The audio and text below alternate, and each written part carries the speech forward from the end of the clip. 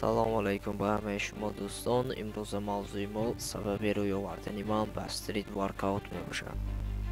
استریت ورکاوت این یکی از یک نمودهای ورزش کوچکی و غیر دولتی به حساب رفته. آن در اکثر دولت‌های مترقی کرده همچون ورزش دولتی به حساب می رود. من درباره استریت ورکاوت آنقدر تصوراتی هم نداشتم تا اپریل ماه سال 2018 تا آن دمی که از سامانه یوتیوب نوارهای ورزشگری بلاروسی مکسیم تورخانویتس را تماشا کردم.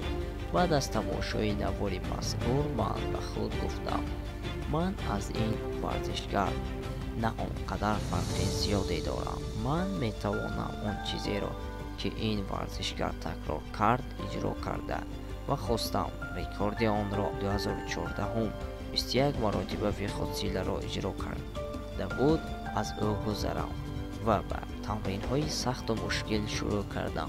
در مدتی نچندان کوتاه در 20 روز 18-20 مرتبه وی خودسیله را اجرا می کردم و روز از روز شوق و رغبتم و موتیواسیم زیاد می شد و در مدت 35 روزی تمرینم به مقصدی گذاشته خود رسیدم. از ریکورد گذاشته ورزشگری بلاروسی یک مرتبه زیاد اجرا کردم. به سامانه یوتیوب خودی انا همون هفته نوارم را پرداختم. 2 روز نگذشته با سبب‌های نامعلوم نواری مرا از سامانه یوتیوب تلید کردند و من ناامید نگشته و بعد به خود گفتم این افدیدم برای نو از جای خود خیستن است. از انا همون مقصد و خود شغل مناسب را و راهی را که راه به سوی آرزوهاست آن راه را یافتم. انا همین رویدادها سبب شد که من چی بودن ورزش استریت ورکاوت را فهمم و روی به این نمود ورزش آورم.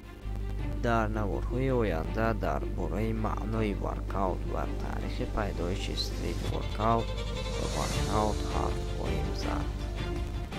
با شما بودم نورمت فلوبک. در کانال ما abone شوید، لایک مونید و کامنتاری کنید و از نوارهای نومان بی خبر نمانید.